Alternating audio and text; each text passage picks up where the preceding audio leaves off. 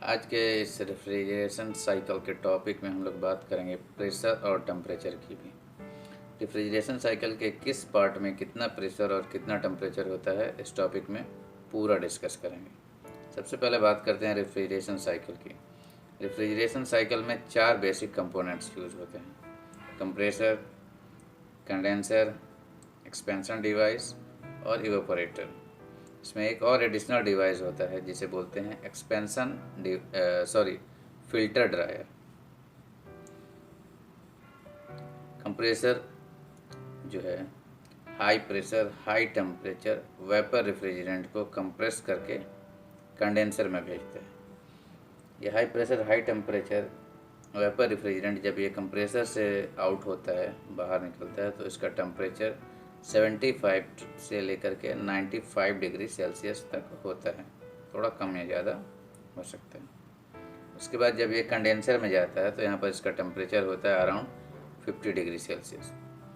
अगर हम बात करें एम्बिएंट टेम्परेचर की, अगर एम्बिएंट टेम्परेचर 35 डिग्री सेल्सियस होगा तो एम्बिएंट टेम्परेचर जो है इस कंडेंसर के टेम्परेचर को एब्जॉर्ब करेगा, इस कंडेंसर के टेम्परेचर की गर्मी को बाहर निकालेगा। तो अगर ये 50 डिग्री सेल्सियस टेम्परेचर है सपोज, तो ये एब्जॉर्ब करने के बाद ये वेपर रेफ्रिजरेंट जो है ये लिक्विड में चेंज होगा। जब ये कंडेंसर से बाहर आएगा तो इसका टेम्परेचर अराउंड 40 डिग्री सेल्सियस होगा। इस तरह से हम इसका सब कूलिंग भी निकाल सकते हैं। इस 50 डिग्री सेल्सियस टेम्परेचर को सब कूलिंग सैचुरेटेड टेम्परेचर जो 40 डिग्री सेल्सियस होगा, इसे माइनस करेंगे तो 10 डिग्री सेल्सियस जो होगा सब कूलिंग होगा। अब ये 40 डिग्री सेल्सियस का लिक्विड रेफ्रिजरेंट सबसे पहले फिल्टर ड्रायर में जाएगा। फिल्टर ड्रायर में सिलिका जेल होता है। सिलिका जेल रेफ्रिजरेंट में मौजूद मॉइस्चर्स को एब्जॉर्ब करेगा। और इसमें एक फ़िल्टर भी होता है, जो फ़िल्टर डैमेज मेटल्स जो होते हैं, पर्टिकुलर्स होते हैं जो कि कंप्रेसर से आते हैं, उनको कलेक्ट करता है, जो आगे जाने नहीं देता है, जिससे कि एक्सपेंशन डिवाइस ब्लॉक ना हो। उसके बाद ये लिक्विड रेफ्रिजरेंट एक्सपेंशन डिवाइस में जाता है। एक्सपेंशन डिवाइस का काम है लिक्विड रेफ्रिजरेंट के प्रेशर को रिड्यूस करना। जब ये लिक्विड रेफ्रिजरेंट जब एक्सपेंशन डिवाइस से बाहर आता है, यानी पास होता है इवेपोरेटर में जाने के लिए, फिर वहाँ पर इसका टेम्परेचर 4.4 डिग्री सेल्सियस होता है। थोड़ा कम ज़्यादा हो सकता है, it's depend upon the system. उसके बाद ये 4.4 डिग्री का लिक्विड रेफ्रिजरेंट इवेपोरेटर में जाता है। इवेपोरेटर का टेम्परेचर जो होता है रूम एयर टेम्परेचर से कम होता है।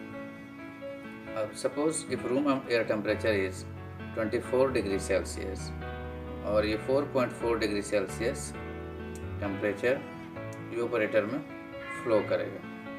फ्लो करने के बाद ये इवेपोरेटर का जो लिक्विड रेफ्रिजरेंट है ये रूम के टेम्परेचर को एब्जॉर्ब करेगा, उसकी गर्मी को एब्जॉर्ब करेगा।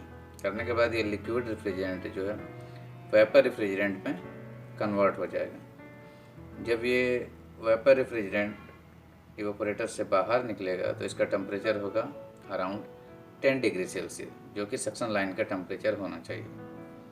अब यहाँ से हम लोग सब सुपर हीट भी निकाल सकते हैं।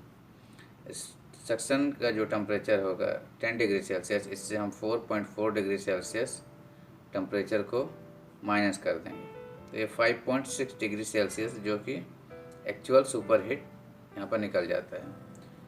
अब ये रेफ्रिजरेंट जब कंप्रेसर के पास में जाएगा, सक्शन लाइन और कंप्रेसर के पास में अराउंड 6 to 7 इंचेस, वहाँ पर इसका टेम्परेचर 15 डिग्री सेल्सियस के आसपास होगा। यहाँ पर ये प्योर वेपर होगा जो कि कंप्रेसर में जाएगा। अभी तक हमने बात किया सिर्फ टेम्परेचर के बारे में, प्रेशर के बारे में इस सिस्टम में हमने बात नहीं की। हम लोगों को कुछ बातों का ध्यान रखना है, जैसे कि किसी भी रेफ्रिजरेशन साइकिल जो होता है, वेपर कंप्रेशन रेफ्रिजरेशन साइकिल, इसमें किसी भी तरह का भी रेफ्रिजरेंट हो, जो टेम्परेचर होता है पूरा सिस्टम में हर रेफ्रिजरेंट का सेम होगा। सपोज़ अगर हमने इवेपोरेटर टेम्परेचर की बात की 4.4 डिग्री सेल्सियस, तो चाहे कोई भी रेफ्रिजरेंट हो, R22 हो, R134 हो या 410 हो, temperature will be 4.4 degree Celsius. यहाँ पे चेंज क्या होता है? प्रेशर यहाँ पे सभी रेफ्रिजरेंट का डिफरेंट होगा। अब हम लोग बात करते हैं रेफ्रिजरेशन साइकिल के अंदर में जो डिफरेंट रेफ्रिजरेंट होते हैं उनके प्रेशर कितने होते हैं। अगर फर्स्ट हम लोग स्टार्ट करते हैं R22 से। R22 का जो सक्शन प्रेशर होगा वो 68.6 psi होगा। ये सक्शन टेम्परेचर से इसको कन्वर्ट करते हैं। सक्शन टेम्परेचर जैसे मैंने बताया 4.4 डिग्री सेल्सियस होना चाहिए। इसको आप लोग पीटी चार्ट में कन्वर्ट करके देख सकते हैं।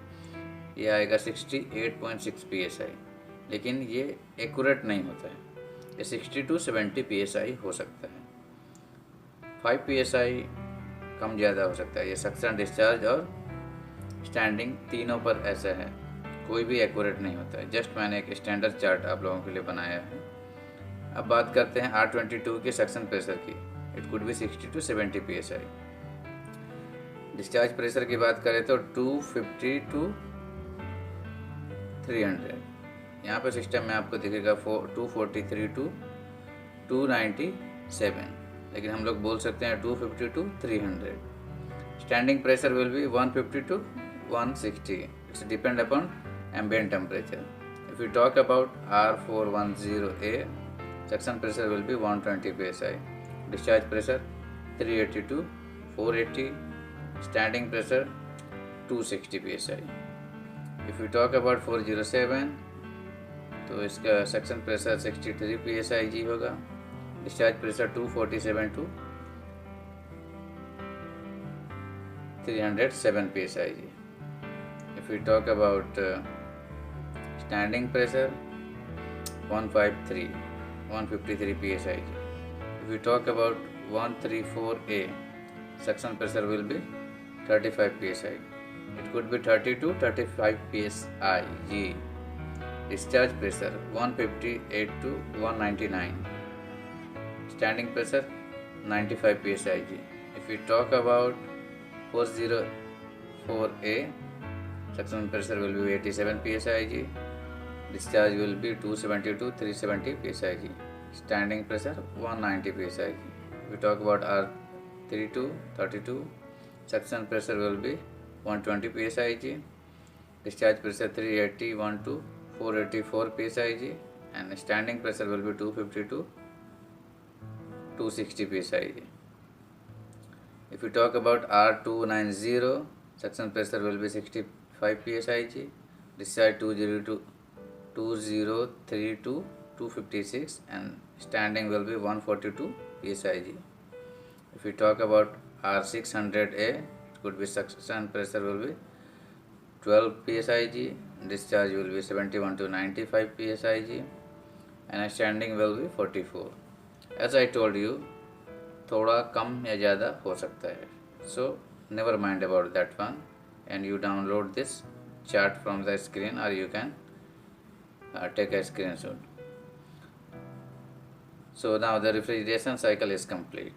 I already told you, जैसा कि मैंने बताया कि किस साइट में कितना प्रेशर और कितना टेम्परेचर होना चाहिए.